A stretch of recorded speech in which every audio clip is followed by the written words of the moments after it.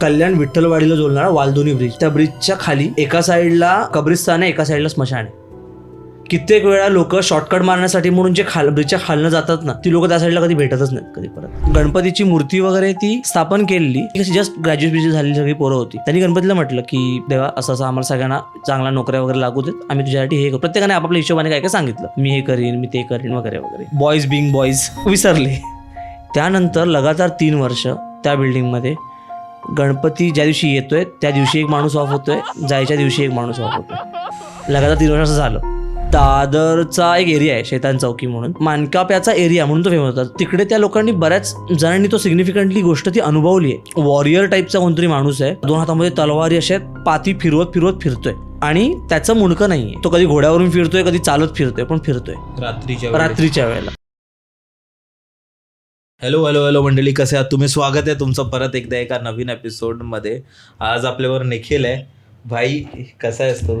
Finally आपलं Joan आलं. हो पॉडकास्ट फायनली आपलं होतंय, कारण ते खूप डिले होत होतं. आणि तसं तू बोललास की तू आपला रेग्युलर लिस्नर आहेस, की बघत असतोस, त्यामुळे तुला बरेच रेफरन्सेस आपल्या मागच्या व्हिडिओची माहिती आहेत, जवळपास सगळेच आहेत.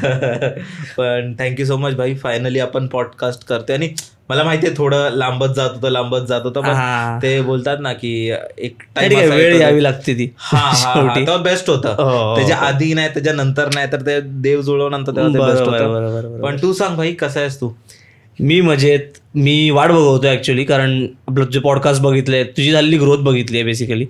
तर माझी पण इच्छा होती की आपल्याकडे पण बरेच स्टोरीज वगैरे आहेत हॉरर, आपल्याकडे पण बऱ्याचशा गोष्टी आहेत ज्या प्रेक्षकांना कळल्या पाहिजेत किंवा सांगितल्या गेल्या तर आवडतील. आणि तू एक खूप चांगलं शॉर्ट टाइम मध्ये चांगला प्लॅटफॉर्म क्रिएट केलायस, म्हटलं मग जायला काय हरकत आहे, म्हणून मग तुला कॉन्टॅक्ट केला आणि आता हिअर वी आर. येस. तू लोकांना तुझं इंट्रोडक्शन कसं करून देशील? कारण मी तुला विचारलं तर तू बरंच काही करतोयस आणि ते ऍक्च्युली खूप युनिक आहे, कारण खूप लोक आपल्या एक लिमिटेड एका करिअरशी लिमिटेड असतात, पण तू एका टायमाला बऱ्याच काही गोष्टी करत राहतोयस. तर ते लोकांना सांग. तर नमस्कार मित्रांनो, माझं नाव आहे निखिल गजानन नार्वेकर. मी जोगेश्वरीला राहतो. माझं ग्रॅज्युएशन BMM मधून झालंय. सध्या बघायला गेलं तर मीडिया फील्डमधलं असल्यामुळे मी सगळं काही करतोय, म्हणजे ग्राफिक डिझायनिंग म्हणू नका, व्हिडिओ एडिटिंग, फोटोग्राफी, व्हिडिओग्राफी.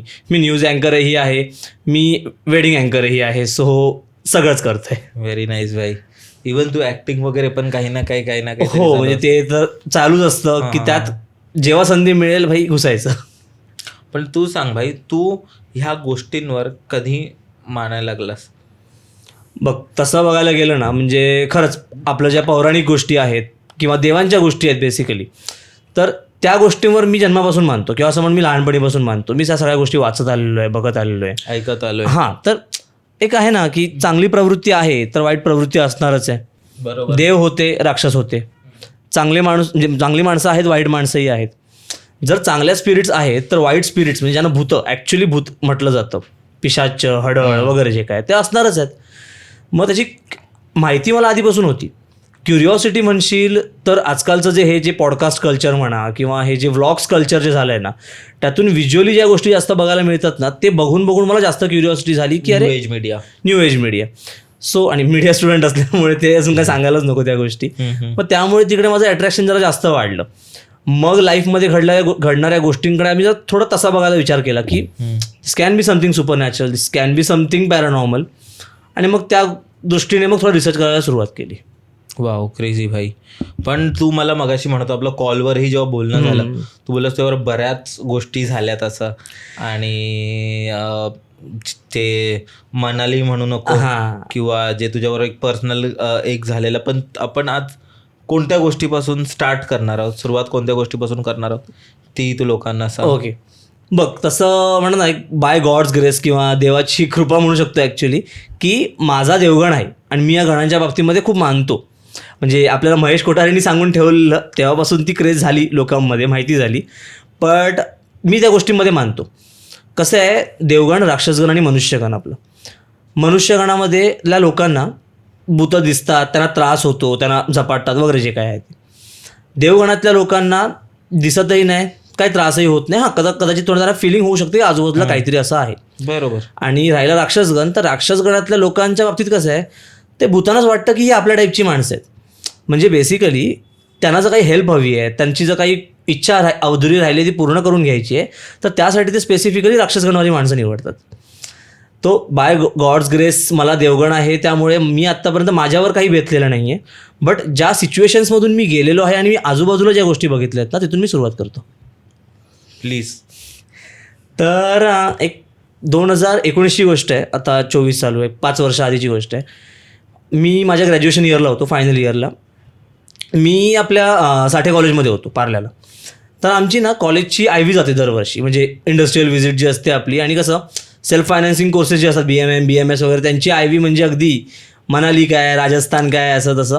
तर कसं आहे, आमचं कॉलेजची आय व्ही गेलेली म्हणजे, आणि चंदीगड, अमृतसर, कुलू मनाली असं मस्त पॅकेज होतं, म्हणजे ड्रीम पॅकेज भाई प्रत्येक मुलासाठी. आणि त्यात आमचं एज म्हणजे काय 20-21, तर गोल्डन एज, मनालीचा प्रसाद. तर आणि डिसेंबर महिना म्हणजे थंडी छान. तर कसं झालं की चंदीगड, अमृतसर आम्ही आटपलं, बाकी राहिलेलं कुलू मनाली. त्यातला मी मनाली पहिलं करणार होतो आणि मग कुलू नंतर. तर तिकडे ना आम्ही एका हॉटेलमध्ये आमचा स्टे होता. म्हणजे कसं होतं की आम्ही सकाळी पोचणार, फुल डे रात्रीचा स्टे, आणि दुसऱ्या दिवशी आम्ही दुपारी निघणार कुलूसाठी. आम्ही पोचलो वगैरे, मस्त हॉटेल भाई, एकदम मनाली जे ड्रीम असतं ना आपल्याला, की एक असं डोंगर वगैरे, डोंगरामध्ये एक हॉटेल आणि आजूबाजूला पूर्ण बर्फाच्या डोंगरांचा व्ह्यू, एक असं भारीवालं. आम्ही पोचलो तिकडे मस्त छान, आणि डबल फ्लोअरच हॉटेल होतं, ग्राउंड आणि वर सेकंड फ्लोअरला 2 ते 3 रूम होत्या ज्या ड्युप्लेक्स होत्या, आणि ग्राउंड फ्लोअरला बऱ्याच होत्या ॲक्च्युली ड्युप्लेक्सवाल्या, पण सेकंड फ्लोअरला 2 ते 3च होत्या. आम्ही 3 पर्सन्स पर रूमच्या हिशोबाने आमची अलॉटमेंट झालेली, 3 माणसं एका रूममध्ये. आणि आम्ही जातो आहे ना तिकडे, तर आय डोंट नो ते नशीब आमचं चांगलं होतं की खराब होतं माहिती नाही मला, पण आम्हाला ड्युप्लेक्स रूम मिळाली, आणि त्यामुळे आम्हाला 5 जणांना शेअरिंग करावी लागली. म्हटलं ठीक आहे, चल रूम चांगली आहे ना, रूममध्ये गेलो वगैरे, रूम अफाट गेलो आणि आपण साधी माणसं, आपल्याला ड्युप्लेक्स रूमचा आपला जास्त काही संबंध नाही. पहिल्यांदा गेलो ड्युप्लेक्स रूममध्ये, मस्त असं वुडन फर्निश्ड असलेलं, वर गेलो वगैरे, वरची रूम बघितली, वरची रूम पण मस्त होती. बाहेर गॅलरीमधून व्ह्यू एकदम असा छान, वरांडा होता प्रॉपर मस्त मोठा, तिकडनं व्ह्यू होता बर्फाच्या डोंगरांचा वगैरे. आम्ही म्हटलं चल 5 जण आहोत पण एन्जॉयमेंट भारी होऊ शकते. गेलो वगैरे, ती दुपार गेली छान, संध्याकाळ गेली, 7-8चा टायमिंग क्रॉस झाला असेल. आणि त्यानंतर असं झालं की आमचे डिनरचा टायमिंग वगैरे झाला, आम्ही 3 जण गप्पा मारत बसलेलो रूममध्ये, गप्पा मारतोय वगैरे वगैरे. आणि पहिलंच की आमच्यामध्ये त्यावेळी ड्रिंकचा काही सीन नव्हता, की बाबा असं कोण काही नशेमध्ये वगैरे असं काही नाही, फुल शुद्धीमध्ये आम्ही 3 जण मित्र आम्ही गप्पा मारतोय. आणि 2 जण गेलेले खाली जेवणासाठी का जेवण बघायला झालंय की नाही वगैरे, त्यासाठी खाली गेलेले. मी फुल क्लिअर आहे, त्यावेळेला आमच्या फ्लोअरला ड्युप्लेक्स रूम फक्त 2 का 3 होत्या, बाकीच्या 2 पण ज्या रूम होत्या त्या दुसऱ्या कोपऱ्यामध्ये होत्या पूर्ण. म्हणजे बेसिकली आमची रूम ड्युप्लेक्स, बाजूला 5 ते 6 रूम सिंगल. तर म्हणजे असा एक सिनेरिओ होता. आम्ही बसलो आहे, गप्पा मारतोय मस्त, इकडं तिकडचं भाई काय मस्त हॉटेल आहे, चंदीगड अमृतसरच्या मेमरीज रिकलेक्ट करतोय, किती छान झाला वगैरे. एक 8:30-9चा ठोका क्रॉस झाला असेल, आणि थोडं आम्ही शांत बसलो, आणि आम्हाला क्लिअर कट आवाज ऐकायला आलं की वरच्या ड्युप्लेक्स रूममध्ये वरच्या फ्लोअरवर कोणतरी चालतंय.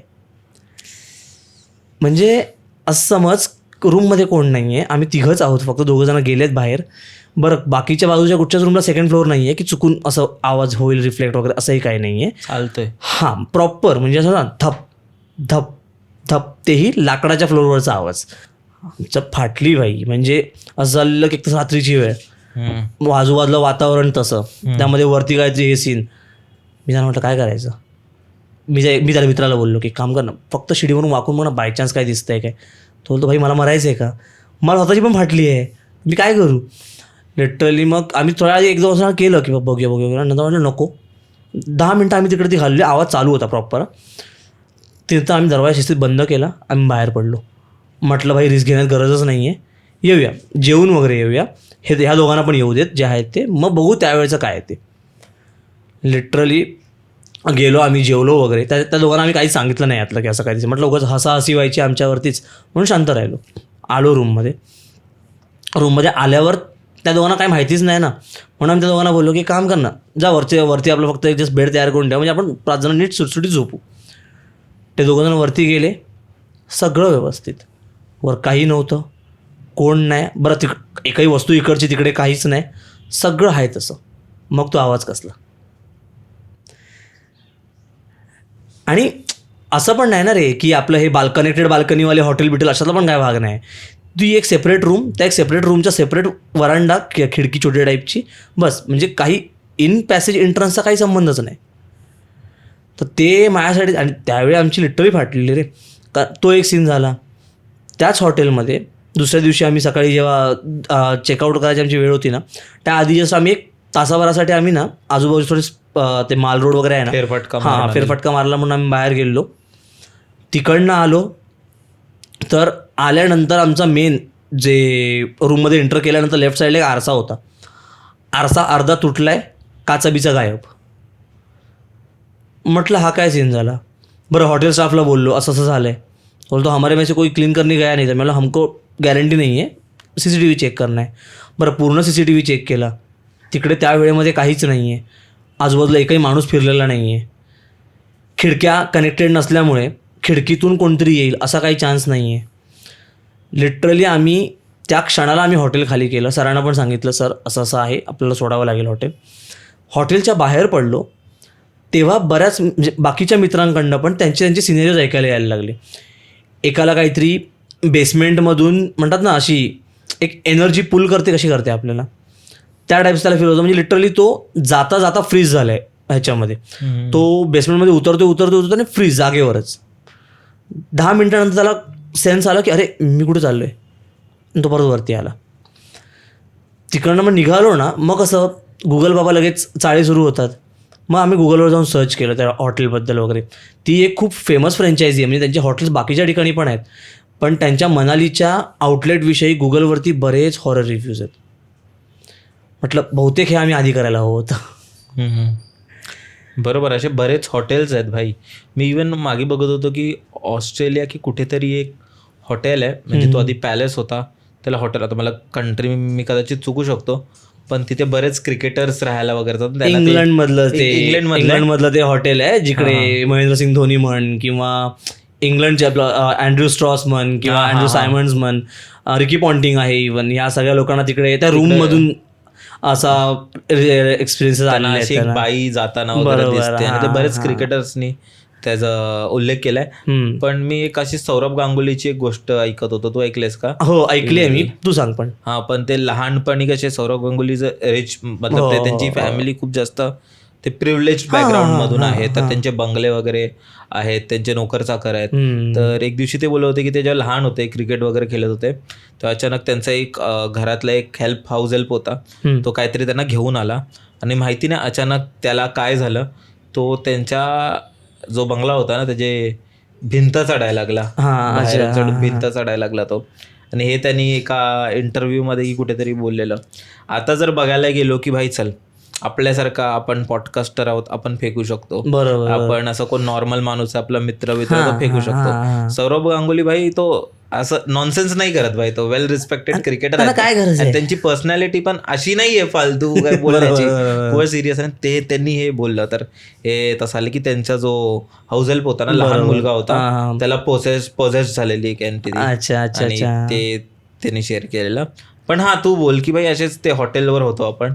अरे म्हणजे एक तर हॉटेल्सचे म्हणतात ना, हॉटेल आणि ह्या भूत लोकांना काय ऑब्सेशन असतं माहिती नाही. अरे हॉस्पिटल्समध्येही असतं बऱ्यापैकी. हा, म्हणजे तेच हॉटेल्स म्हण, हॉस्पिटल्स म्हण, अशा वास्तू आहेत ना काही मोजक्या.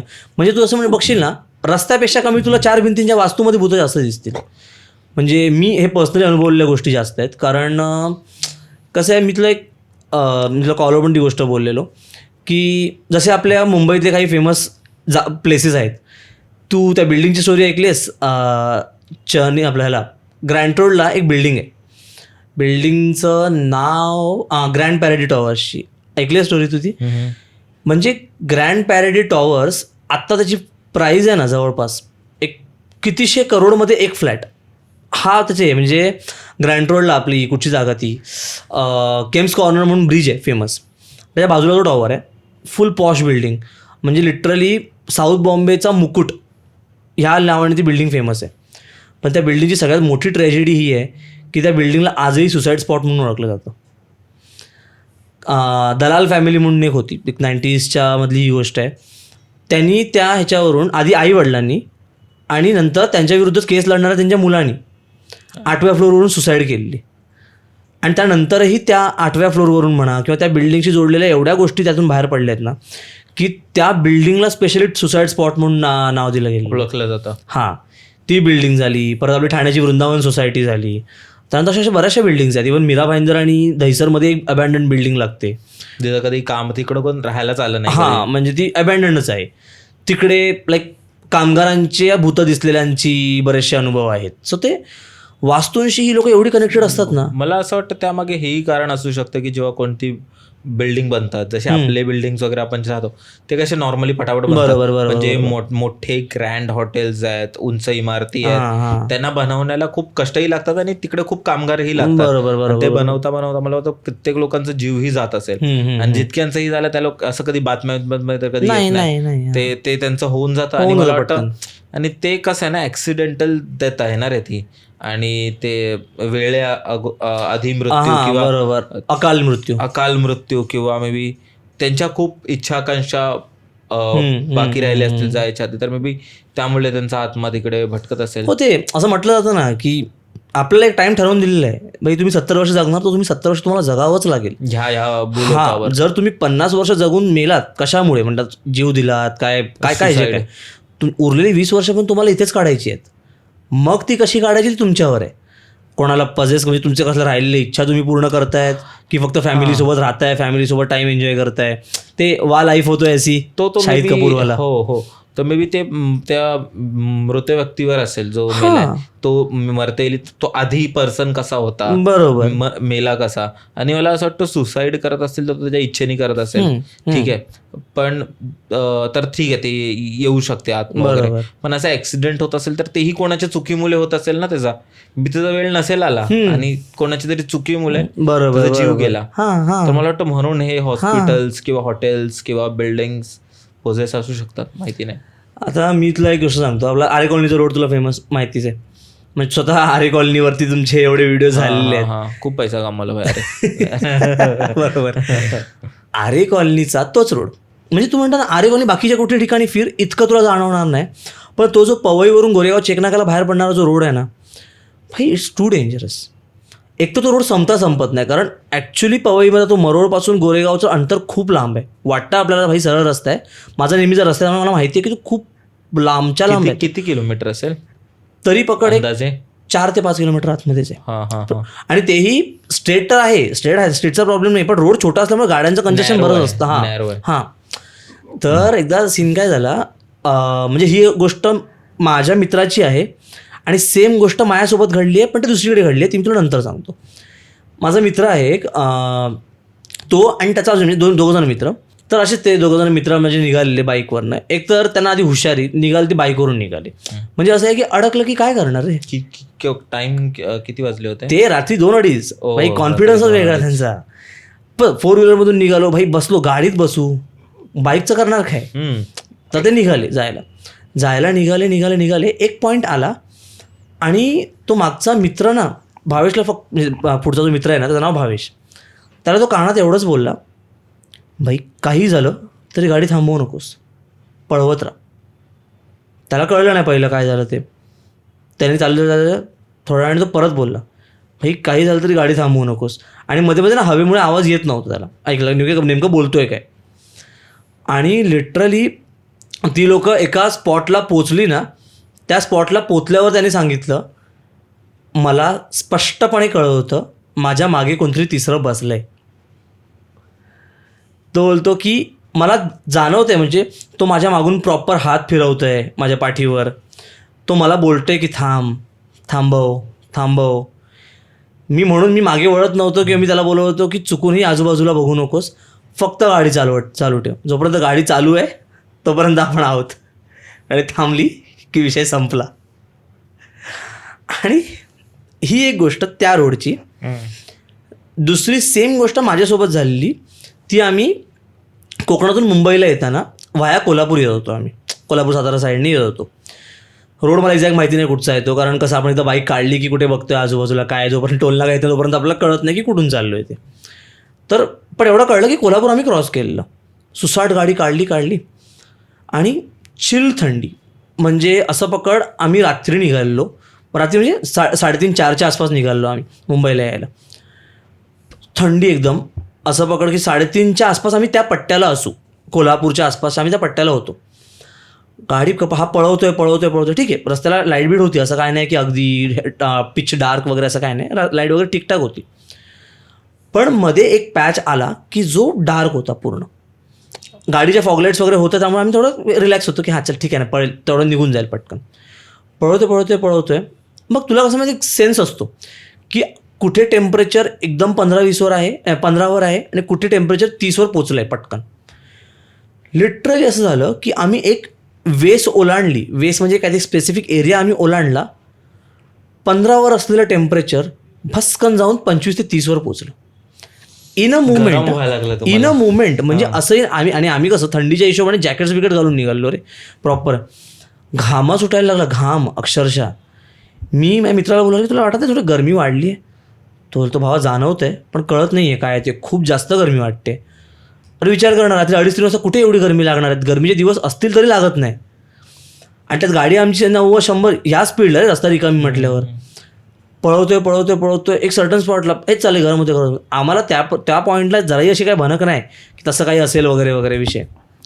बट एक पॉईंट असा आला की ना, समोरून एक गाडीवाला पास झाला, 4 व्हीलरवाला, टेम्पो टाईपचा असतो ना बघत, तो भाई समोरून येतानाच खिडकीतून असा वाकून बघत पास झाला आमच्याकडून.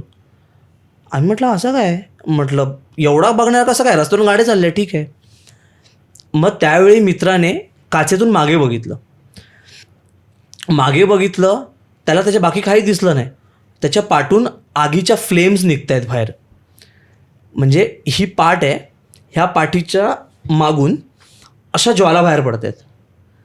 तो बोलतो निखिल, म्हटलं बोल ना. तो रे असंच दिसतंय रे. मी म्हटलं बघ, आग लागण्यासारखं आपल्याकडे काहीच नाही आहे, आग पेटेल आणि पेट घेईल वगैरे अशातला काहीच भाग नाही आपल्याकडे. म्हटलं हे काहीतरी गडबडीचं वाटतंय, मी गाडी थांबवत नाही, आपण चालू बघू काय होईल ते. मी म्हटलं तुला जाणवतंय का पाठीला? तो मला पाठीला काहीच जाणवत नाही आहे. आता आग लागला जळणार ना रे, बेसिक साधी आग लागली तरी चटका बसतो, असं काहीच होत नाही, गरमी जी होते तेवढीच. म्हटलं काहीतरी गडबडीचं वाटतंय. मी चालू ठेवतोय गाडी. पळवली तुला विश्वास नाही बसणार, एक स्पॉट क्रॉस झाला, पुन्हा 30 to 15 एक म्हणतात ना, ती एक काय वेस होती की काय होतं माहिती नाही. मी तो बोलला हे एकदम गार झालं रे. म्हटलं हां, म्हटलं मी त्याला बोला आरशात बघ. म्हटलं मी नाही बघणार, रस्ता डार्क आहे, काय खड्डा येईल कसा येईल, मी जरा पण हे हिंमत नाही करू शकत आरशात बघण्याची, तू बघ. तो बोलतो हां, रस्ता काही दिसत नाही आहे. म्हटलं जे काय होतं ते बाबा नशिबाने बहुतेक टळले, लेट्स सी. आलो थोडं पुढे आलो तर एक असा तिठा टाईप लागला, ते त्याला गावाच्या मेन प्लेसला तिठा म्हणतात, तो लागला. आम्ही तिकडे थांबवली गाडी. तर तिकडे साईडला 4 टपऱ्या अशा टाईपवाला काहीतरी होता, त्याकडे जाऊन आम्ही थांबलो. उजेड सगळं त्या स्ट्रीट लाईट होती त्यामुळे आम्ही तिकडे थांबलो. मी त्या पाठी बघायला गेलो की नेमकं काय सीन आहे तो. शर्ट जागच्या जागी, बॅग लावलेली मागे, सगळं जागच्या जागी. आम्ही बॅग काढली, शर्ट काढलं त्याने, तसे रस्त्यावर कोण बघतंय म्हणा, शर्ट काढलं, मागे सगळे रॅशेस, लाल चट्टे अक्षरशः पाठीवरती उमटलेत त्याच्या. बापरे, हे आपण काय एक्सप्लेन करू शकतो काय होतं बघ. कारण कुठचीही गरमी झाली तेवढ्याच वेळापुरती गरमी, आणि त्यालाच झाली फक्त. बरं मला काही नाही झालंय, आय एम ओके, त्याला ते झालं. तर ह्या 2 ज्या सिमिलर स्टोरी होत्या ना, त्यावरून एक कळलं भाई, रस्त्यावर पहिला तर भूत तुझ्या बाईकच्या मागे येऊन बसणार आहे, बाईक घेऊन अशा ठिकाणी जायचं नाही.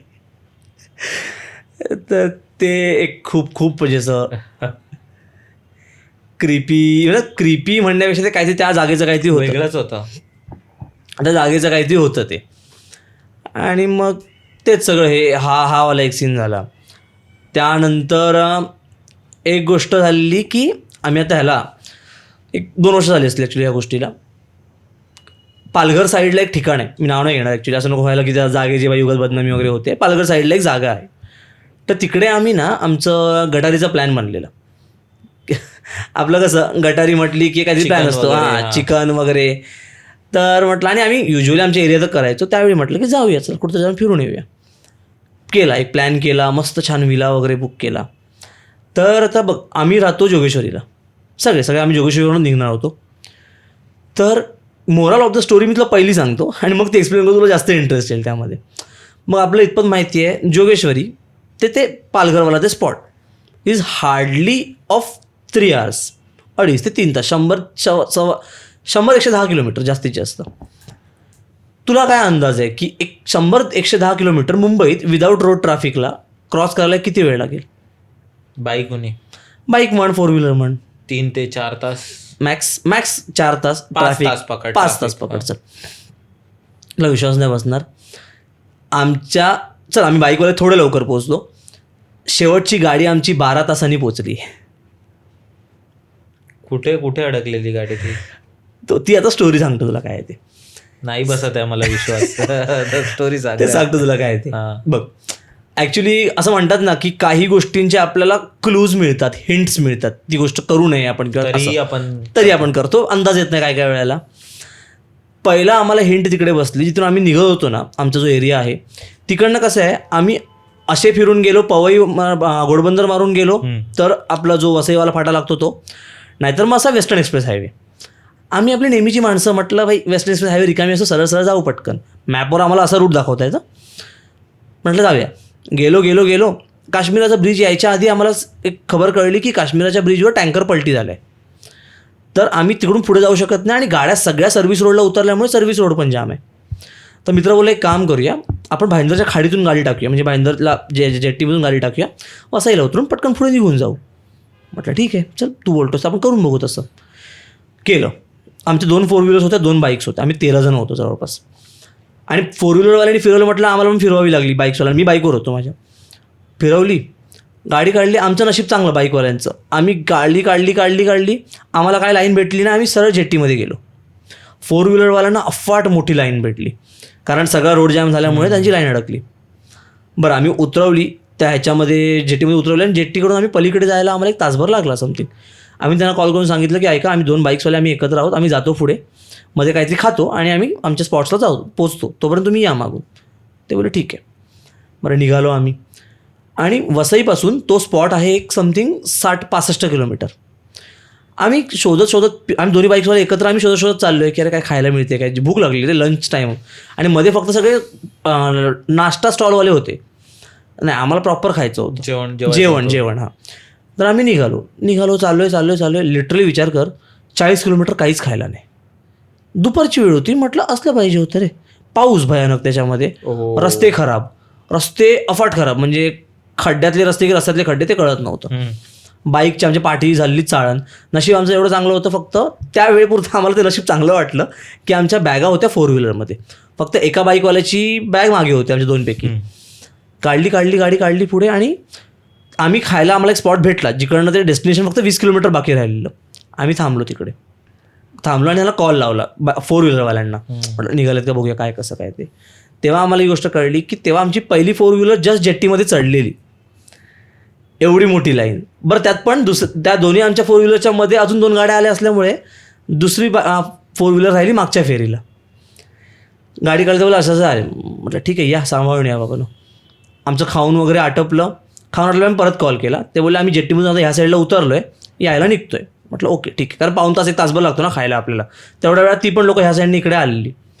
बरं, दुसरी 4-व्हीलर आमची तिकडेच होती अजून भाईंदरच्या खाडीलाच. आम्ही मग तिकडनं निघालो, गाडी काढली वगैरे आम्ही.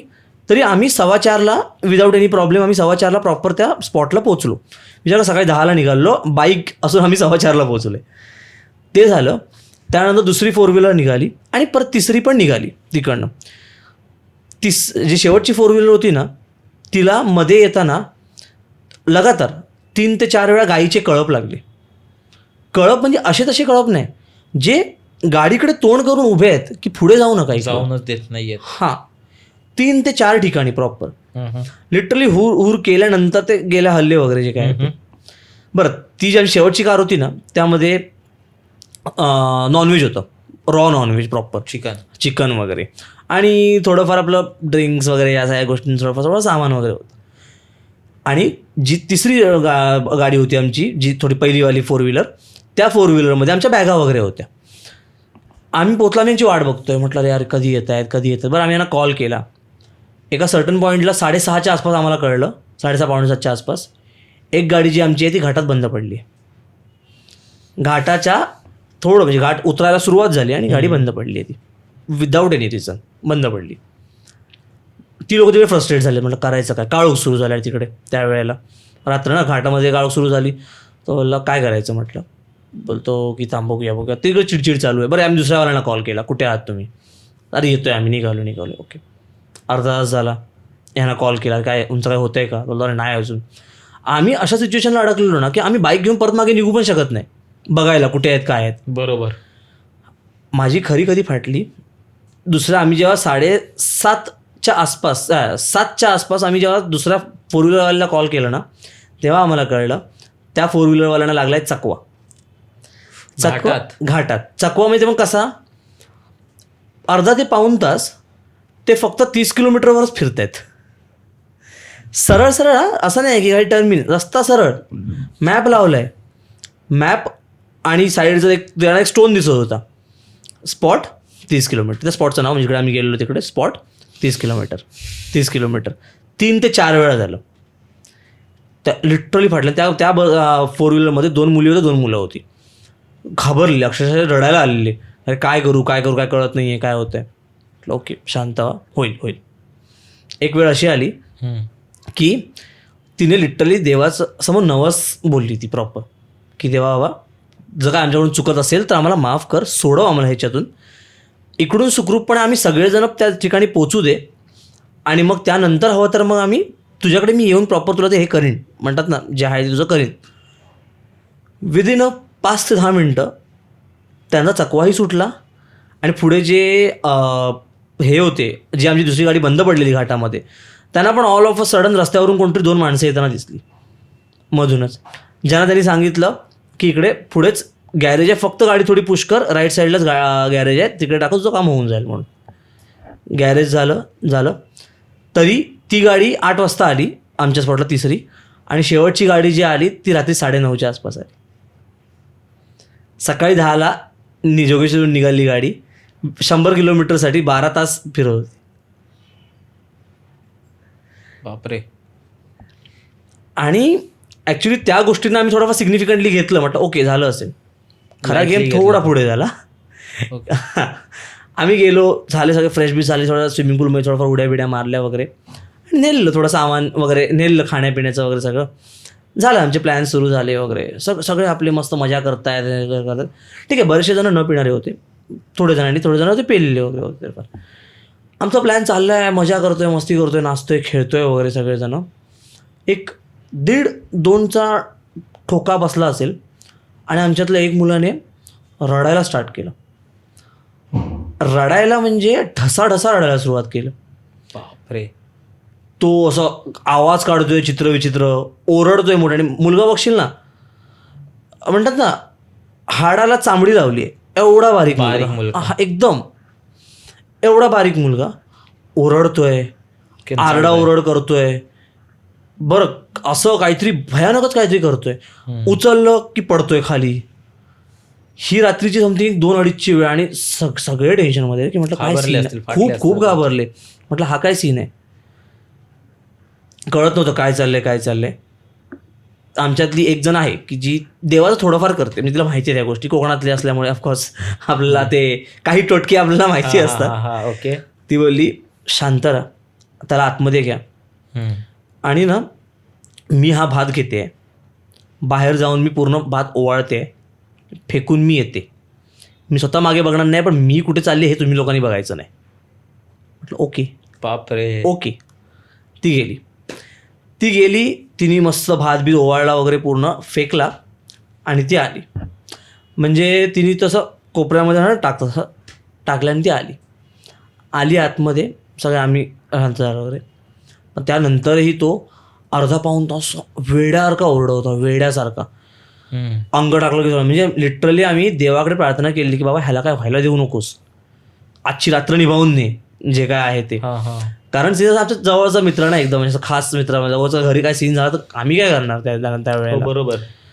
वेड्याला करत होता रे पूर्ण लिटरली. आणि सगळ्यांचे आम्ही 13 जण होतो, 13 जणांपैकी 10 जण कंटाळून समजून झोपून आम्ही 3 जण सकाळपर्यंत जागे होतो, 5:30-6 पर्यंत जागे थोडंसं शांत झाला, झोपला. म्हणजे लिटरली शेवटचं मला आठवतं आहे, मी त्याच्या 2 लाफे मारलेत लिटरली त्याला, आणि त्याला फेकला, म्हणजे असं नेलं त्याला, आणि सोप्यावर फेकून दिला त्याला, किंवा झोप आता. तिकडे तो पडला, सकाळी उठल्यानंतर फक्त त्याच्या आतड्या खूप दुखत होत्या. कारण कसं खूप ओरडलेला तो, खूप जास्त म्हणतात ना लिमिटच्या बाहेर ओरडलेला तो. सकाळी त्याच्या लिटरच्या आतड्या दुखतायत, त्याचं ते कळत त्याला माहितीच नाही आधी रात्री काय झालं, काय झालं आधी त्याला माहितीच नाही. त्यानंतर आम्ही सगळं चेक केलं की म्हटलं हा काय सीन नेमका झाला वगैरे. तर त्यावेळी आम्हाला कळलं की ती गटारी अमावस्या होती. आणि म्हणून तुम्ही चिकन वगैरे नेताय. हां, असं म्हणतात की काही ठिकाणी ना ह्या गोष्टी नाही चालत किंवा आणि खरं म्हणा चकवा त्याच गाडीला लागला ज्या गाडी सगळं नॉनव्हेज भरलं आहे आमच्या पूर्ण. नॉनव्हेज म्हण, ड्रिंक्स म्हण, या सगळ्या गोष्टी बरोबर तेच फिरतायत. त्या मैत्रिणीला बोललो पहिलं जाऊन तुझे ते बोललेस ना देवाला त्या आधी पूर्ण करून ये, नाही तर प्रत्येक उलटाला वेळ लागणार नाही परत ती गोष्ट जी आहे ती. बरोबर. ते म्हणजे हा खूप म्हणजे मी पर्सनली खूप जास्त म्हणतात ना हॉरिफाय झालेलो ह्या गोष्टी असा अनुभव होता. कारण मी डोळ्यासमोर बघत होतो. म्हणजे ते मागे बाईकवाले जे इन्सिडेंट झाले मनालीवालं झालं ते ठीक आहे, म्हणजे कसं ते ठीक आहे, ते झालं आणि ते होऊन गेलं आणि हे होतंय कंटिन्युअस 1-1.5 तासासाठी. पण त्याच्यानंतर तो मित्र कसा आहे, त्यानंतर पुढचे 4 दिवस तो स्वप्न म्हणजे रात्री झोपताना वगैरे असं काय नाही कोणी नाव बिव घेऊन उठतोय वगैरे वगैरे. आणि आमच्या कोणाच्याच घरी यातलं काहीच माहिती नाही अजूनही. त्यामुळे त्याची मम्मी पण पडेल होपफुली ते एवढ्या पूर्ण गोष्टी लाईफ होतील तर बरं आहे. पण मग ते एक झालेलं, कारण कसं घरच्यांना पण टेन्शन लागून जातं रे, आमचे पुढचे प्लॅन बंद होतील सगळे. हा एक होता. पण ते जी तुझी मैत्रीण होती जिने ते भात वगैरे वाढलं, तिने नक्की काय केलेलं? कसं आहे माहितीये आता, सॉरी बोललेलं किंवा माफ करा, आय डोंट नो. म्हणजे ती अरे काय कोणाची हिंमत होणार आहे विचार, भाई तू काय केलंस, तिची हिंमत कशी झाली बाहेर जायची. कसं आहे माहितीये काय वेळेला जेव्हा मैत्रीवर वेळ येते ना असं असतं आपलं की काहीतरी कुछ तो करणं पडेगा, काय करणार, गिव्हअप कसं करू या गोष्टीवरती. ती स्पष्ट बोलली की मी हे करून येते, तुम्ही नाही हे करायचं म्हणून काही करू नका. आणि हे तिने जवळपास रात्री 2:30-3च्या वेळेला केलं, विचार कर. बापरे. पण दुसऱ्या दिवशी तुम्ही सकाळी सकाळी नाही, आम्ही घाललेला वेळ 4:30ला ती अमावस्या संपणार होती. 4चा आमचा चेकआउट टायमिंग होता. मी त्यांना म्हटलं आपण भांडूया हवं तर त्या स्टेवाल्याशी, पण 4:30 क्रॉस झाल्याशिवाय निघायचं नाही कोणी इकडनं. विचार कर, तिकडनं आम्ही 4:45ला निघालो, 2.25 तासात जोगेश्वरी टच, 4ही गाड्या. कुछ तो था उस टाइम में, कुछ तो हमारा दिन खराब था, टाइम खराब था, काहीतरी होतं. हो, ती वेळ आली होती असं असतं ना किंवा काय माहिती, मे बी जर तुम्ही लवकर आला असता तर ते असं पण असू शकतं चांगल्या गोष्टी की मे बी असं होऊ नये. पण तुमचा ऍक्सिडेंट वगैरे झाला असता त्या गोष्टीपासून तुम्हाला देव वाचवत असेल किंवा काय, म्हणजे वाईट टळण्यापासून माहिती नाही. म्हणजे ते आपण फक्त झाल्यावर आपण फक्त तिकडचे अंदाजे लावू शकतो आणि बाकी काय नाही. पण ते चांगल्या वे मध्ये घेतले तेवढं आपल्यावर चांगलं होईल. पण जे काय असेल ते, पण इट्स समथिंग चकवा लागलेला, like something apart from our thinking. आपण विचार नाही करू शकत बियॉन्ड जे काय आहे ते एक झालं. बापरे. कारण काय गोष्टी अशा आहेत ना, तुला मी एक गोष्ट सांगतो, ॲस्ट्रल ट्रॅव्हलिंगचं ऐकलं असेल. हो, लुसिड ड्रीमिंग. हां, तर माझी एक असं आहे जवळची व्यक्ती आहे माझ्या, जी ज्या लोकांना ॲस्ट्रल ट्रॅव्हल माहिती नाही त्यांना लोकांना तू शॉर्टमध्ये सांगू शकतोस का? ॲस्ट्रल ट्रॅव्हलिंग म्हणजे काय असतं की आपण बेसिकली बॉडी थंड झोपते, सोल फिरत असतो, फक्त सोल आपली क्रिया करत असतो. पण म्हणजे आपण झोपल्यावर किंवा आपली बॉडी झोपून जाते, शांत होते आणि आपली आत्मा असते ती ट्रॅव्हल करते. काय वेळा ते असं होऊन जातं, काय वेळा ते पर्पजली केलं जातं. त्यासाठी एखादं मीडियम लागतं. म्हणजे आता मी तो एक्झाम्पलच सांगतो. बेसिकली माझी एक जवळची व्यक्ती आहे, ती व्यक्ती ना ॲस्ट्रल आय डोंट नो, म्हणजे तिला कदाचित मनुष्यगण असावा किंवा जे काय आहे ते. तू ते हे बघितलंस आपला गोलमाल अगेनवाला मूवी बघितलास, तो तब्बू आणि हिच्यावाला नाही ना, मग त्यामध्ये ना ते तब्बूचं एक कॅरेक्टर घेतलं आहे की जिला स्पिरिट्स दिसतात आणि ती त्या स्पिरिट्सची हेल्प करते त्यांना मुक्ती मिळवून देण्यासाठी बेसिकली. ओके. तर कुठेतरी आत्ता मला असं वाटायला लागलं आहे की ती जी व्यक्ती आहे माझ्या लाईफमधली, तिथला लाईफमध्ये रोल तो मिळालेला आहे. म्हणजे एक रिसेंटली एक एन्काउंटर झालाय, तो मी तुला सांगतो, जो मला तिने सांगितलं आहे. आणि इट्स अ सिग्निफिकंट, कारण ती व्यक्ती खूप जवळची, असं नाही की फेकते बाई लांबून काही. व्यक्ती काय करते म्हणजे बेसिकली त्यांचं आणि व्यक्ती म्हणजे मी व्यक्ती बोलतोय, but she is hardly of 15 ते 16 वर्ष. 15-16 वर्षाची आहे हा. मुलगी ती. आणि ती काय it basically kind of pure soul. She is a normal studying person. She is normally studying girl. काही नाही, ती काही जगावेगळं काही करत नाही आहे, नॉर्मल एक शिक्षण चाललं आहे वगैरे वगैरे, पण तिच्यापर्यंत ती गोष्ट आली आहे.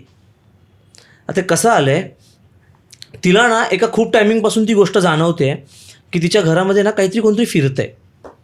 बरं, एक नॉर्मल घर आहे, तिला असं वाटतंय की काहीतरी फिरतंय वगैरे घरामध्ये. आणि तर ते तिला असं होतं की असं का वाटतंय मला, घरात आम्ही मोजकीच माणसं आहोत, बरं एवढं का फील होतंय वगैरे वगैरे.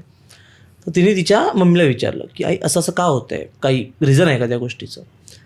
तर मम्मीने तिच्या पास्टमधली एक तिला स्टोरी सांगितली की तिच्या मम्मीला पण असं असं होत होतं. आणि त्यावेळी ॲक्च्युली घरामध्ये एक स्पिरिट होता, तिच्या मम्मीचे वडील होते त्यावेळेला, याच्याशी त्यांनी बोलणं केलेलं त्यानंतर ॲस्ट्रल ट्रॅव्हलने. मग तिचं असं झालं की कदाचित हेरिडिटरी आलं असेल, अनुवंशिक जे आपण म्हणतो. तर तिने ते केलं. तर तिने त्याच्या एका गुरुजींना विचारून घेतलं की असा असा सीन आहे, काही होऊ शकतं का, काही प्रॉब्लेम आहे का. गुरुजी बोलले ठीक आहे मी येतो, बघूया आपण काय ते. तो गुरुजी आले, त्यांनी तिला झोपवलं, शांत झोपवलं. तिला पूर्ण म्हणतात ना एकदम कॉन्सन्ट्रेट करायला लावलं एका गोष्टीवर. तर तिने प्रॉपर तिला असं काम केलं, एकदम शांत केलं. आणि तिला त्यांनी इन्स्ट्रक्ट करायला सुरुवात केली. बेसिकली ती पूर्ण थंड झाली. तिच्या बॉडीतून तिचा सोल बाहेर आला आणि मग तिने सगळं नेरेट करायला सुरुवात केली की मी आता इथे आहे, मी इकडे जाते. आत्मा फिरत होती आणि ती तोंडातून बोलत होती. हा. आणि बेसिकली असं असतं ना की एक मॉनिटर लागतो, मॉनिटर करणारा गोष्टी काय काय होत्या त्या. तर ते गुरुजी जे होते ना ते मॉनिटर होते, ते तिला मॉनिटर करतायत. ती बोलते फक्त अशी की अच्छा मी आता इथे आहे, मी इकडे जाते इकडे. तर बेसिकली कसं आहे, 2 BHK रूम आहे. मी तुला एक जस्ट सिनेरिओ सांगतो. 2 BHK रूम आहे, हॉल आहे, हॉलच्या ह्या साईडला एक बेडरूम आहे, ह्या साईडला एक बेडरूम आहे, इथे किचन आहे आणि ही मेन एंट्रन्स आहे इकडनं. तर ती ह्या हॉलमध्ये आहे, त्यांचं ते चालू आहे सगळं. ती आली इकडनं, उठली, म्हणजे बेसिकली तिचा सोल उठला आला ह्या बेडरूममध्ये गेला. म्हणजे ते विचारतं की तुला अजून पण जाणवतं आहे का, असं काही आहे का. ते बोलते हो. ओके, एकदा पूर्ण घर फिरून बघ कुठे काय आहे का ते. ती गेली, ह्या बेडरूममध्ये गेली, पूर्ण फिरली वगैरे, काही नव्हतं. किचनमध्ये गेली, फिरलं, काय नाही. ह्या बेडरूमच्या डोरवर जशी आली ना, डोरमधून आतमध्ये पाय टाकायला गेली, आतमध्ये पूर्ण ब्लॅकआउट म्हणजे कसं, असा तसा ब्लॅकआउट नाही की बेडरूमची ही चौकट आहे दरवाजाची, आतून पाय टाकलं डायरेक्ट ब्लॅक, काळी, म्हणजे पूर्ण ते खड्डा समज संपलं की पाय पुढे टाकलं पडू खाली, अशा टाईपचं ब्लॅकआउट. ती घाबरली. ते बोलते नाही असं आहे. ते बोले काळजी करू नकोस, तू आरामात शांतपणे प्रोसेस करायला सुरुवात कर, ते डेव्हलप होणार. बरं. तिने ते सुरुवात केली. चालते एक पाऊल जशी टाकते ना, ती रूम तयार होती. ती एक दिसते. हां दिसते. झाली रूम पूर्ण तयार झाली. ते बोलले मी आली आहे रूममध्ये. ते बोलतात पूर्ण नीट बघ काय दिसतंय काय. तर ती गेली, फिरली वगैरे. तिला ना रूमच्या एका कोपऱ्यामध्ये एक 6 ते 6.5 फूट उंच ब्लॅक सिलआउट उभी असलेली दिसली प्रॉपर. विचार कर, राहत्या घरामध्ये तिच्या सोलला ते दिसले की सावली दिसली. सावली म्हणजे हा प्रॉपर सिलआउट, एक बॉडी स्ट्रक्चर आहे प्रॉपर असं. ती तिने सांगितलं की असं मला दिसतंय. शांत अजून थोडं हे कर, तुला पूर्ण ते दिसणार, तुझ्यासमोर दिसणार, येणार ते ज्यावरती तुला ते फील होतं त्यावरती ते दिसणार. तसंच झालं, हळूहळू ते डेव्हलप झालं. तर एक 6.25 फुटाचा उंचाचा तो म्हातारा होता, एक प्रॉपर आजोबा, म्हातारा नाही आजोबा होते. ते उभे होते तिकडे. ते मी त्यांनी सांगितलं असे आजोबा आहेत म्हणून. तर ते बोलले, त्यांना विचार ते का आले तिकडे, कोण आहेत ते. तर ती बोलली पण त्यांच्या नजरेमध्ये मला थोडंफार भीती वाटते, म्हणजे ते माझ्याकडे थोड्याशा रागाने बघतात, तर मला भीती वाटते. तर ते बोलले काय घाबरू नकोस, जर तुला त्रास द्यायचा असता त्याने आत्तापर्यंत दिला असता, त्यांना जेवढून काही मदत हवी असणार, शांत राहा आणि त्यांना विचार. ती बोलली ठीक आहे. त्यांनी विचारलं, त्यांनी काही उत्तर दिलं नाही. ते बोलले काम कर, त्यांना विचार भूक लागली आहे का. तिने विचारलं, त्यांनी मानेने केलं की हो. मग त्यांनी त्यांना सांगितलं की काम कर, किचनमध्ये जा, असं हे आहे ते ताटात घे आणि घेऊन परत ये. लिटरली तिचा आत्मा फिरून किचनमध्ये गेला, घेतलं सगळं ताटामध्ये वगैरे जे काय असेल ते, परत आली बेडरूममध्ये. ताट कसं हवेत होतं. आता ते एक्झाम मी विचारलंच नाही की नेमका हा काय सगळा सीन कसा झालाय वगैरे ते, कारण ही गोष्ट स्वतः मी रात्री 2:30 वाजता ऐकत होतो तिच्याकडनं, त्यामुळे मी काय माझं डिटेलमध्ये विचारलं नाही. पण असं म्हणजे बेसिकली तिने तिच्यासाठी ताट हे घेतलं, जेवण घेतलं मे बी नाही तर कोणी दुसऱ्या हां, व्यक्तींनी वगैरे की आय डोंट नो तिथे ती ठेवलं काय ते. असेल. हां, हो हो हो. तर ते घेतलं, ती घेऊन आली आणि त्यांना दिलं, त्यांनी खाल्लं, ते खाल्लं वगैरे. आणि त्यानंतर तो म्हणतात एक सोल प्रसन्न होतो किंवा ते हे होतं, बस थोडे ते झाले आणि ते तिकडनं गायब झाले. बरं गायब झाले, ती बोलली गुरूंना की असं असं झालंय म्हणून ते गायब झाले. तर ते बोलले की ठीक आहे, काय काळजी करू नकोस, एकदा पूर्ण घर फिर, बघ काय दिसतंय का. पुन्हा घर फिरली तर ते दुसऱ्या बेडरूमच्या बेडवर जाऊन बसलेले, ती तिकडे गेली. त्यांना विचारलं काय, मग त्यांनी काहीच नाही केलं, फक्त हसले, तिच्या डोक्यावर प्रेमाने हात फिरवला.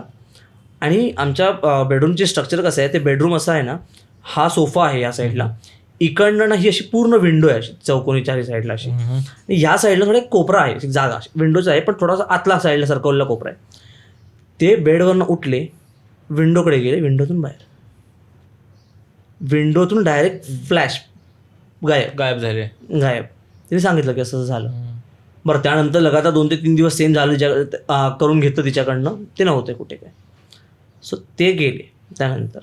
बट अजूनपर्यंतही तिला तिच्या मागे बरेचसे सोल्स असल्याची तिला पूर्णपणे असं कंटिन्यू फिलिंग आहे. ओके. तिला काही गोष्टी करायला सांगितल्या तशा देवा टाईपच्या वगैरे, ते तिचं चालू आहे. मग मी तिला थोडं समजवलं की बघ, कदाचित ना तुला एक तो रोल नव्याने दिला गेलेला असेल, तू एक प्युअर सोल आहेस, तू कारण की काय तू अशी खूप डिसेंट आणि साधी बोळी हे आहे, ती पोरगी आहे. सांगितलं की खूप असं हे आहे. तिला बोलू बघ, जर तू ह्या गोष्टी डेव्हलप केल्यास ना, कदाचित त्यांना हेल्प व्हायला तुझ्याकडनं ते हे होऊ शकते, चांगली गोष्ट घडू शकते. आणि कारण ज्या अर्थी ते तुला आपला प्रेझेन्स फील करून देत आहेत आणि पण तुला काही त्रास होत नाही, याचा अर्थ तुझा कदाचित राक्षसगण असू शकतो. एकदा विचारून बघ घरी, असं असं आहे का, जर असेल ना तर तुला खूप चांगलं हेल्प होऊ शकते त्या गोष्टींची. आणि ही गोष्ट तिने रात्री मला 2:30 वाजता सांगितलेली. मला झालं बाई नाही ऐकायचं, नको अजून काही सांगू नकोस त्या बाबतीत त्यानंतर. बापरे. आणि हे माझं असं उदाहरण आहे, म्हणजे असं म्हण ना की एकदम आता तू आणि मी केवढा जवळ आहोत, तसं आम्ही दोघं जण नात्याने जवळ आहोत. असा कोणता एक व्यक्ती आहे की ज्या व्यक्तीच्या लाईफमधली ही गोष्ट आहे. बापरे. सो मी विश्वास ठेवू शकतो की हां बाई हे तू जेव्हा बोललास ना गोष्ट, तर मला माहिती नाही का की ही गोष्ट मी कधी सांगितली नाहीये आपल्या पॉडकास्टवर, पण एक असं फ्लॅशबॅक आठवलं मला. अच्छा. की अरे असं काहीतरी झालं होतं. ओके. म्हणजे मला आठवतंय की मे महिन्याची गोष्ट होती.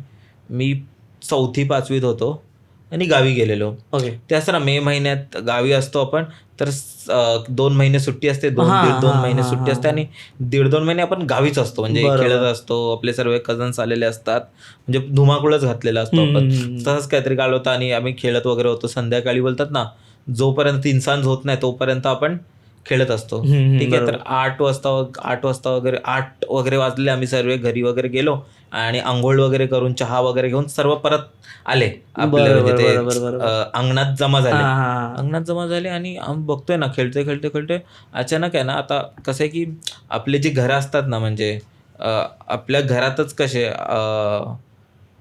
जसे आपले चुलते वगैरे असतात ना, त्यांच्या आजूबाजूलाच घर असतात, कोणाचं घर इथे तर कोणाचं घर. तर एक आमचं कोपऱ्यातलं घर होतं ना, आमच्यातलेच होते, चुलत होते. तर त्यांच्या घरातून आहे ना अचानक लोकांचा वगैरे आवाज यायला लागला रे, की अचानक गर्दी जमते ना, की भांडण वगैरे होतं, की लोक बघायला काय झालं. आणि गाव कसं आहे ना, किंवा प्रत्येक जण आता आपल्या इकडे मुंबईत वगैरे झालंय, आम्ही आमचं बघून घेऊ, तुम्ही नका. गावी नसं नाही, गावी सर्व येणार आणि सर्व हक्कानी मदत पण करणार. तर पूर्ण अशी गर्दी जमली. आम्ही मुलं वगैरे काय झालं भांडणं बघायला, तर ऑब्व्हियसली आपल्याला मजा येतेच. तर आम्ही कसं वाकून गेलो. त्यांचं पूर्ण हॉल भरलंय, म्हणजे जो मेन रूम असतो ना त्यांचा, पूर्ण भरलंय, सगळीकडे लोक आहेत. तिकडे माझी एक लांबची आत्या आहे, माझ्या पप्पाची बहीण लागते, पण खूप लांबची आहेत, चुलत एकदम. तर तिच्या अवतीभोवती सर्व लोक बसले आहेत आणि ती आहे ना खाली मान घालून रडते. आणि मी 5वीत होतो, जवळपास 13-14 वर्षांचा मुलगा, 13 वर्षाचा पण नाही. हे प्रोसेसच नव्हतं की काय होतं, ही काय अशी रडते, ही तर एवढी आत्या मोठी आहे, म्हणजे ती काहीतरी 10वीला किंवा 12वीला वगैरे होती, मोठी आमच्यापेक्षा, अशी का रडते असं लहान मुलासारखी. तर कन्फ्यूज झालो. तर मी माझ्या मित्रांकडे वगैरे बघतोय, काय माहिती नाही काय. तर परत बघते ती जोरजोरात रडते. मग तिने अचानक अशी मान वरती केली, जी केस असे लांब होते आणि घरी सर्व बसलेले. तर तो बघतोय माझ्याकडे. आणि रडते आहे जोरदार. तो बघतोय माझ्याकडे. तर ती बाजूला एक आजी होती, ती बोलते काय काय दिसतंय काय तुला, तर कसा चेहरा कसा आहे ती विचारते.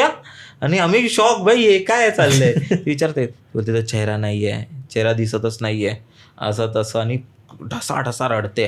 आणि आम्हाला बघायचं होतं अजून, पण ते लोकांनी मुलांना जा चला चला घरी जा. तर ते एक फ्लॅशबॅक आहे. तर असं बोलतात तिला दिसत होतं काय काय काहीतरी होतं. पण त्याच्यात त्यावेळी त्या बाबतीत आम्ही काय पुढे एवढं कोणी आम्हाला सांगितलं पण नाही आणि माहिती पण नाही करायला गेलो.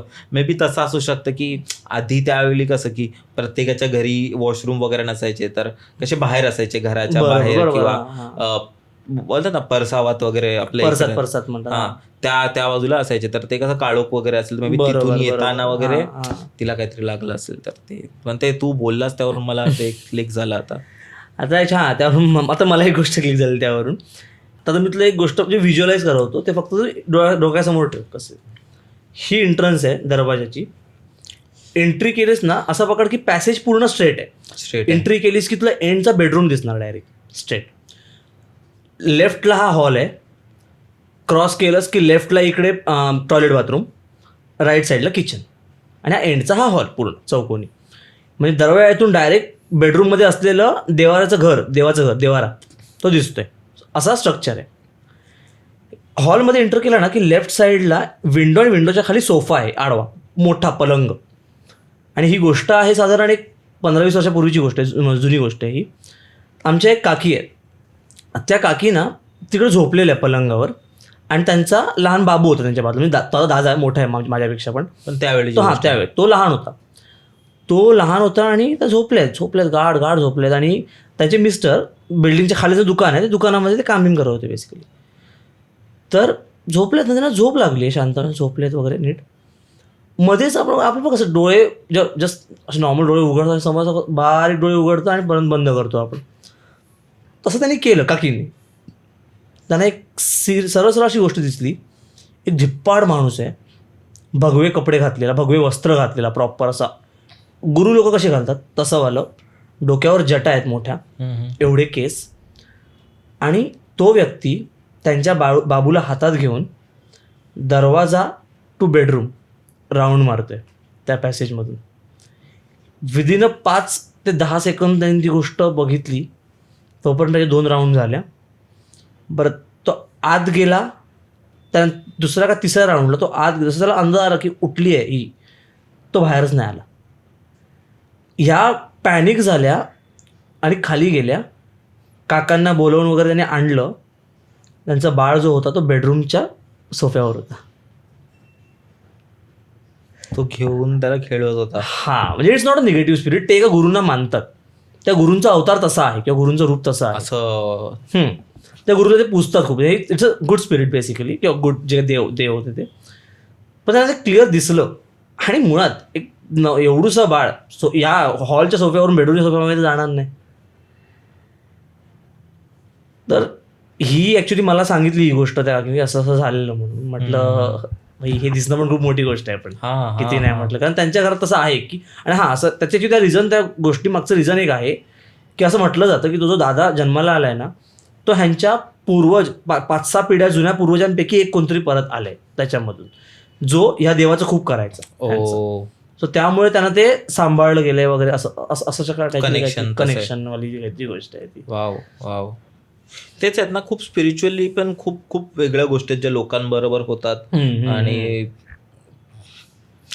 खूप लोकांना असं होतं ना की गणपती वगैरे स्वप्नात दिसणं, किंवा म्हणजे बऱ्याच गोष्टी आहेत ज्या लोकांना स्वप्नात. काही लोकांना दिसतं की कोणतरी देव बोलते की माझी मूर्ती बांधिते आणि ते मूर्ती ठेवते आणि मंदिर बांधते. असं तर खूप सिग्निफिकंट घटना घडलेल्या आहेत की एखाद्या स्वप्नामध्ये आलं की भाई इथे हे कर, इथे ही मूर्ती आहे, इथे मूर्ती आहे, स्थापन आणि इथे स्थापन कर, आणि ती मूर्ती तिथे असते. बरोबर. आता गणपतीवरून मला एक आठवलं, आमच्याकडे एक सोसायटी आहे, त्यांचं कसं आहे, ती गणपती स्थापन वगैरे करतात ना प्रॉपर, एक बऱ्याच वर्ष आधीची गोष्ट आहे ॲक्च्युली. तर त्या लोकांनी ना गणपतीची मूर्ती वगैरे ती स्थापन केलेली, आणि बिल्डिंगमध्ये बरीचशी आपल्यासारखी पोरं युज्युअल, त्यांनी गणपतीला म्हटलं की, ती कशी जस्ट ग्रॅज्युएट झालेली सगळी पोरं होती. त्यांनी गणपतीला म्हटलं की देवा असं आम्हाला सगळ्यांना चांगल्या नोकऱ्या वगैरे लागू देत, आम्ही तुझ्यासाठी हे करू. प्रत्येकाने आपापल्या हिशोबाने काय काय सांगितलं, मी हे करीन, मी ते करीन वगैरे वगैरे. आणि बॉईज बिंग बॉईज विसरले, केलं आणि विसरले, काय लक्षात राहिलं नाही पूर्ण करायचं वगैरे, त्याच्यात हलक्यात घेतलं की जाऊ दे. त्यानंतर लगातार 3 वर्ष त्या बिल्डिंगमध्ये गणपती ज्या दिवशी येतोय त्या दिवशी एक माणूस ऑफ होतोय, जायच्या दिवशी एक माणूस ऑफ होतोय. लगातार 3 वर्ष असं झालं. पहिल्या वर्षी ते कळून नाही आलं की हां ठीक आहे झालं असेल. हो. दुसऱ्या वर्षी थोडी हिंट बसली, पण त्यांना वाटलं की योगायोग असेल, जाऊ दे चल. तिसऱ्या वर्षी ते कन्फर्म झाले की नाही काहीतरी आहे, गडबड आहे. हो. कारण धडधाकट तरणीताण माणसं जात आहेत, कुछ तो होने वाला है, कुछ तो है. मग त्यावेळी त्यांची कमिटीची मिटिंग बसली की बाबांनो कोणी काही चुकीचं केलं आहे का, कोणी काही असं काही केलं आहे का तर सांगा, म्हणजे कसं आपण ते निवारू त्या गोष्टींचं काय नाही काहीतरी. आणि त्यानंतर मग ती गोष्ट बोलली गेली देवाकडे की देवा बाबा असं झालं आहे, माफ कर आम्हाला, पण असं काही करू नकोस, त्याची शिक्षा आम्ही माफी मागतो त्या गोष्टींची, पण तू सुखाने ये आणि सुखरूप जा, सगळ्यांना आम्हाला सुखरूप राहू दे वगैरे वगैरे. त्यानंतर कधीच नाही झालं. बापरे. 3 वर्ष सिग्निफिकंटली होणं आणि त्यानंतर न होणं आहे ना त्या गोष्टींमध्ये काय नाही काही. हां. सो कुठेतरी असं आहे ना की माणूस जेव्हा देवाला ग्रँटेड घेतो ना तर त्याला कुठेतरी दाखवलं जातं की भाई नाही, ते शिक्षा दिली जाते. हां बरोबर. म्हणजे मी एक शक्ती आहे, मला शक्तीप्रमाणे पूज, असं हलक्यात नको घेऊस की याच्यात ग्रँटेड ले लिया. सो ते एक ताजं उदाहरण होतं. बरं तो एक एरिया पण टाकतो, ॲक्च्युली तो एरिया थोडा वेगळा आहे. तो एरियामध्ये आमच्या इकडचा मानकाप्याचा एरिया म्हणून ओळखला जायचा. मानकाप्याबद्दल ऐकलं असशीलच ना तू. मानकाप्या हां म्हणजे जसं झेड ब्रिज झाला, आपला तो शैतान चौकी झालं दादरचं, की जे एरिया म्हटले जातात. शैतान चौकीबद्दल नाही ऐकलंय. दादरचा एक एरिया आहे शैतान चौकी म्हणून, सेम शैतान चौकी त्याला नाव का पडलं मला माहिती नाही, पण तो एरिया पण त्यासाठीच मानकाप्याचा एरिया म्हणून तो फेमस होता. झेड ब्रिज झाला आणि एक अशा 1-2 गोष्टी, 1-2 ब्रिज आहेत रे ते असे की जे मुंबईतले मानकाप्याचे ॲक्टिव्ह स्पॉट्स म्हटले जायचं. तिथे दादरला कोणाबरोबर झालेलं का असं? कोणाबरोबर नाही, पण तिकडे त्या लोकांनी बऱ्याच जणांनी तो सिग्निफिकंटली गोष्ट ती अनुभवली आहे की कोणतरी असं आहे, एक वॉरियर टाईपचा कोणतरी माणूस आहे की जो तलवार 2 हातामध्ये तलवारी अशा पाती फिरवत फिरतोय आणि त्याचं मुंडकं नाही आहे. रात्रीच्या वेळेला त्याचं मुंडकं नाही आहे. तो कधी घोड्यावरून फिरतोय, कधी चालत फिरतोय, पण फिरतोय. हे बऱ्याच जणांनी अनुभवलेलं आहे आणि ह्या अर्बन लेजंड्स आहेत बट ऑब्वियस. पण ते सांगणारी लोकं तुला बरीच भेटतील की अरे हां होतं असं. जसं तो ह्याचा माटुंग्याचा जो ब्रिज आहे ना, झेड ब्रिज, असं म्हणतात की तो ब्रिज ना कधी संपतो असं वाटतच नाही. म्हणजे असं वाटतं की अरे हा संपत का नाही आहे ब्रिज. त्या ब्रिजवर चालताना नेहमी एक भीती वाटते असं तिकडच्या बऱ्याचशा लोकांना. आणि हे मला पर्सनली बऱ्याच लोकांनी सांगितलं की अरे नाही, तो ब्रिजवरून चालशील ना तुला जाणवेल की नाही कुछ तो क्रिपी है आजूबाजू में, ती जागा तशी आहे. तसा आमच्या तिकडचा तो एक एरिया आहे की त्या भागामधून मानकाप्या फिरायचा, एक देवीचा मांड आहे खाली, त्या मांडच्या जस्ट आधीपर्यंत आणि त्याने पुढून एवढा एरिया, असा तो एरिया फिरायचा तिकडे मानकाप्या, असं खूप म्हटलं जातं म्हणजे आमच्या एरियामध्ये वगैरे पण तिकडनं त्या गोष्टींच्या बाबतीत. इवन ते झालं. त्यानंतर ॲक्च्युली एक काकी आहेत आमच्या, त्यांच्या अंगात एका वेळेला 3 भूतं होती, 3 आत्मे होते. आणि त्यातले 3 आत्मे म्हणजे पण कसे, एक जी सोल होती ती त्यांची सख्खी बहीण होती ऑफ झालेली, आणि ती आलेली ह्या दोघींपासून ह्यांना प्रोटेक्ट करायला. ओके. म्हणजे ते झालेलं असं की आधी 1 मग 2 त्यांना खूप विचित्र वागायच्या, मध्येच काहीतरी करायच्या, बोलायच्या वगैरे वगैरे. तर ते एक जवळच्या आजी आहे, त्यांना बोलवून घेतलं की बघा काय होतं आहे नेमकं ते. तर त्यांनी सांगितलं की अरे ह्याच्यामध्ये ना असं आहे. आणि ते कसे त्या आजी त्या फॅमिलीला ओळखतात. तर ते सांगितलं की अरे तुझ्यामध्ये 2 नाही, तुझ्या 3 भूत आहेत, 3 स्पिरिट्स आहेत तुझ्यामध्ये, पण तिसरी जी आहे ना ती ही आहे, म्हणजे त्याची बहिणीचं नाव घेतो ती ही आहे, आणि ती आली आहे तुला ह्या दोघींपासून वाचवण्यासाठी. मग शेवटी आजीनी काय करून त्या दोघींना पण काढलं आणि तिला प्रॉपर मुक्ती मिळवून दिली. जे आहे म्हणजे बेसिकली त्यांना बांधलं आणि तिला मुक्ती मिळवून दिली, अशा टाईपचं. बापरे. इवन एक सेम आमच्याकडे एक सोसायटी आहे, सोसायटी मागे एक नाला आहे, प्रॉपर नाला. त्या नाल्यामध्ये काही वर्षाआधी ना एका बाईने जीव दिलेला, जी बाई अजूनही लहान मुलांना पजेस करते तिकडे. लहान मुलांना लहान म्हणजे पण केवढी, विदिन 5 to 6 years कंटिन्यू त्या विंडोकडे म्हणजे त्या नाल्याकडे बघून पोरं रडत बसतात. आणि हे झालेली 3 ते 4 पोरं म्हणजे आता आपल्या एवढी असतील, त्यांनी त्यांच्या बालपणी ही गोष्ट घडून गेलेली आम्हाला सांगितलेली आहे. म्हणजे एक तर प्रॉपर म्हणजे ते घर आहे, त्या घराला खिडकी आहे, ती खिडकी डायरेक्ट नाल्याकडे ओपन होते. त्या घरातली एक मुलगी एक पहिली काही वर्ष लहानपणीची कंटिन्यू त्या खिडकीकडे बोट करून आणि हात करून अशी रडत असायची कंटिन्युअसली. बापरे. अजूनही कोजागिरी पौर्णिमेला तिकडे त्या बाईचा आवाज येतो त्या नाल्यामधनं, अजूनही येतो तो आवाज. आणि हाच अनुभव मला ह्या कोजागिरीलाही सांगितलेला आहे समोरून की आलाय, ह्या वर्षी पण आवाज आलाय. बापरे. ते एक आहे ना कणकवलीला पण एक गड नदी करून आहे, गड नदी, तिथेही लोक बोलतात असे आवाज येत असतात. पण आहेत अशा बऱ्याच गोष्टी आहेत आपल्या इथे आणि त्याच गोष्टी ऐकायला आपल्याला मजा येतात. आपण कितीही बोललो की त्या भले त्या गोष्टी आहेत की खरोखर घडलेल्या, त्या लोकांना ते ऐकून वाईटही वाटतं. आणि खूप अशा अर्बन लेजंड्स आहेत, मानकापे झाले किंवा खूप आहेत. मला वाटतं मागे ते मानकाप्याने ते राखणदार वगैरे मुंबईत वगैरे ते त्यांचे राखणदार भाई, राखणदारवाला तर म्हणतात ना तो फुल प्रूफ सीन आहे. कारण आता मी दोन गोष्टी सांगतो मी तुला. एक तर राखणदारवाली की राखणदार तसं झालेलं आहे, म्हणजे माझ्या गावी एक काका आहेत ना, त्यांना लिटरली दरवाजातून बाजूला काढून फेकून दिलेलं आहे. ते झोपलेले पडवीत झोपलेले बेसिकली. सकाळी उठले तर कोणत्या तरी एका लिंबाच्या झाडाच्या खाली पडलेले होते तिकडे ते. बापरे. आणि बरं त्या रात्री आजीने प्रॉपर काठी ठोकण्याचा आवाज पण ऐकलेला होता. ते त्यांच्या रस्त्यामध्ये आला. तो एक चांगला सोल असतो, आपल्या मदतीसाठी आलेला सोल असतो बेसिकली. मदतीसाठी आलेला सोल असतो, पण त्याच्या वाटेत जायचं नाही. वाटेत गेलात की मग ते प्रॉब्लेम देणार आपल्याला. इवन ह्याची आपलं रोहा आहे ना, रोह्याला एक नदी आहे, माझं नाव मी विसरलं, का ते नाव कठीण नाव आहे. ही घडलेली गोष्ट आहे. म्हणजे माझे काका त्या नदीमध्ये उतरलेले, पोहायला वगैरे उतरलेले, आणि त्यांची चप्पल निघाली, म्हणजे पाण्यामध्ये गेली बेसिकली. ते पकडायला गेले, हाताला लागते, नाही चप्पल पुढे जाते पुढे जाते. एक पॉईंट आला, त्यांना कळलं की नाही काहीतरी गडबड आहे. म्हणजे असं नाही की बाई लाटा चालू आहे, नाही, संथ पाणी आहे. बरं, पण मग हात लावायला जाताना चप्पल पुढे जाते, कंटिन्यू जाते. बरं, दोनदा तीनदा. आणि काका प्रॉपर स्विमर आहे, त्याला जमतं स्विमिंग करायला. म्हणजे असं पण नाही की अरे जमतच नाही म्हणून मिळत असेल, नाही, केल्यानंतर हाताला लागतं, नाही, पुढे जाते. सो काही वेळा असे सिग्निफिकन्स असतात की ते आपल्याला सिग्निफिकन्स मिळतात, ते आपण घेतले तर वाचतो जीव, नाही तर काही ना काहीतरी गडबड होते तिकडे.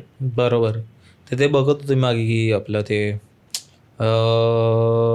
नदी किनारे कोणतं गिरहा ते कोणाला 14 प्रकारची भूत. हा ते गिरहा कोणालाही पोझेस करतं ना नदीत, बोलवतो, त्याला 3 चान्स देतो आणि तिसऱ्या वेळेला पण तो नाही निघाला तर त्याला तो घेऊन जातो. आमच्या गावी तर भरपूरच हे केलं की दुपारी जाऊ नका, हे नका, ते नका नदीवर वगैरे. पण इव्हन पुण्याच्या नवले ब्रिज बद्दल ऐकलं असशील तू. नवले ब्रिज झाला, होळकर ब्रिज झाला, तसाच एक ब्रिज कल्याणला आहे. कल्याण विठ्ठलवाडीला जोडणारा वालधुनी ब्रिज म्हणून खूप फेमस आहे. म्हणजे त्या ब्रिजविषयी पण गोष्टी बऱ्याच फेमस आहेत, लोकांनी ऐकलेले आहेत. असं म्हटलं जातं की तो ब्रिज हा प्रॉपर एका चुडेलचं घर आहे. कारण त्या ब्रिजच्या खाली एका साईडला कब्रिस्तान आहे, एका साईडला स्मशान आहे. कित्येक वेळा लोक शॉर्टकट मारण्यासाठी म्हणून जे ब्रिजच्या खालनं जातात ना, ती लोक त्या साईडला कधी भेटतच नाहीत कधी परत. म्हणजे त्या आणि एक सर्टन टायमिंग आहे की तिकडे तुला त्या ब्रिज खाली काय नाही काही दिसणार. आता तुझ्यावर आहे, तो टायमिंग तुझा मॅच झाला तर, नाही झाला तर तो नॉर्मल पण आहे. दिवसा ठीक आहे. अनुभव आले, अनुभव म्हणजे तशा स्टोरीज आहेत प्रॉपर की बाबा हे आहे. कित्येक लोकांनी ती गोष्ट कव्हर केलेली आहे त्यामधून की तो त्या गोष्टींसाठी खूप जास्त फेमस आहे Waldhuni bridge. Even Navale bridge झाला, होळकर ब्रिज झाला. नवले ब्रिज त्या गोष्टीसाठी फेमस आहे की तिकडे गाडी एक ना एक बंद पडलेली असतेच. ती मध्ये रील्स व्हायरल झालेल्या थोड्याफार. कोण होता, काय होता माणूस, तो माणूस पण मला मिस्ट्रिकल वाटतो कित्येक वेळा.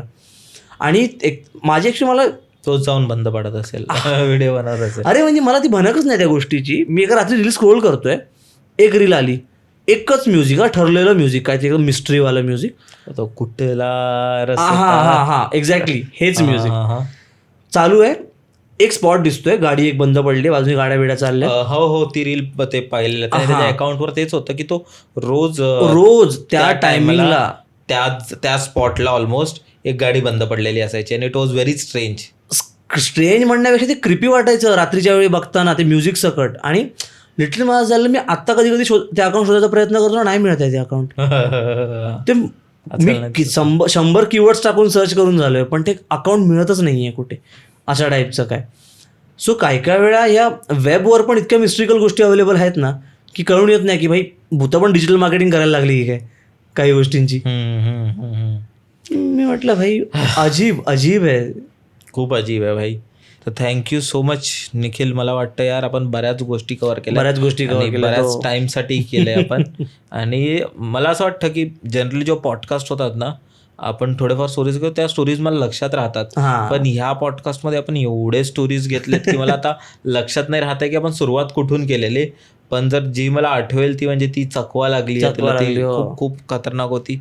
इवन जी तू ती स्टोरी बोललास त्या मुलगी जी ॲस्ट्रल ट्रॅव्हल करत होती, खूप खूप विचित्र स्टोरी होती यार ती. आणि खूप स्ट्रेंज स्टोरी होती. इवन ते कोणते बाबा त्यांना दिसले, गुरुजी त्यांना दिसले, ती वाली वगैरे. पण थँक्यू सो मच निखिल भाई. तुला कसं वाटलं? अरे माझा ऍक्च्युली असं काहीतरी पॉडकास्ट वगैरे करण्याचा हा पहिलाच अनुभव आहे. म्हणजे मला स्वतःला पण या गोष्टी सोलो करायच्या. सुंदर प्रकारे गेलेस. ते कसं आहे ना, कॅमेरा फिअरची सवय नाही आहे मला, पण पॉडकास्ट म्हणावा असं हे काहीतरी पहिलंच आहे माझं. अजून ऑफकोर्स परत कनेक्ट व्हायला आवडेल मला या गोष्टीसाठी. कारण कसं आहे ना रे, गोष्टी आहेत पण आपण शब्दांमध्ये बऱ्याच वेळा गुंततो ना, मग त्यामधून त्या गोष्टी क्लिक नाही होत आपल्याला की अरे हां आता घरी गेला आठवेल बघ की अरे यार हे राहिलं, ही गोष्ट राहिली. कितीही केलं तरी ते कधी ना कधी काही ना काही राहणारच. आणि मला वाटतं तीच गंमत आहे ह्या गोष्टींची, आपल्याला ठेवलं पाहिजे पुढच्या वेळेसाठीही. बरोबर. हे बघायला गेलो तर ह्या फक्त गप्पा आहेत दोन मित्रांमध्ये ज्या आता कुठे हरवल्या गेल्यात आधी होतच नाही. आता ते रील स्क्रोल मध्ये विषय बदलले आता. तर तेच आहेत म्हणून मला वाटतं म्हणून लोकांना बघायला आवडतात पॉडकास्ट की मित्र हरवल्यात, जागा हरवल्यात आणि त्या गोष्टी हरवल्यात. तर thank you so much thank you so much. परत एक लवकर, नक्कीच लवकर. आणि करू कनेक्ट. मला पण कळू दे लोकांची फीडबॅक कशी येस नक्कीच. जर तुम्ही आतापर्यंत हा पॉडकास्ट बघताय तर सर्वात आधी व्हिडिओला लाईक करा जेणेकरून अजून लोकांपर्यंत जाईल. हा पॉडकास्ट कसं होतं, निखिलने ज्या तुम्हाला स्टोरी सांगितल्या त्या कशा होत्या तर त्या कमेंट्समध्ये जाऊन सांगा. आणि चॅनलला सबस्क्राईब करा. निखिलचे इंस्टाग्राम लिंक्स तुम्हाला बायोमध्ये डिस्क्रिप्शनमध्ये मिळतील, तर नक्की तिथेही त्याला फॉलो करा. आणि तुमच्याकडे जर अशा कोणत्या गोष्टी असतील, डिस्क्रिप्शनमधल्या पहिली जी लिंक असेल ती गुगल फॉर्मची लिंक असेल ती नक्की भरा. जर तुमच्या स्टोरी इंटरेस्टिंग असतील तर आपण नक्कीच एक पॉडकास्ट करू. ठीक आहे, बाय, काळजी घ्या आणि भेटू आपण. थँक्यू निखिल भाई. Thank you so much.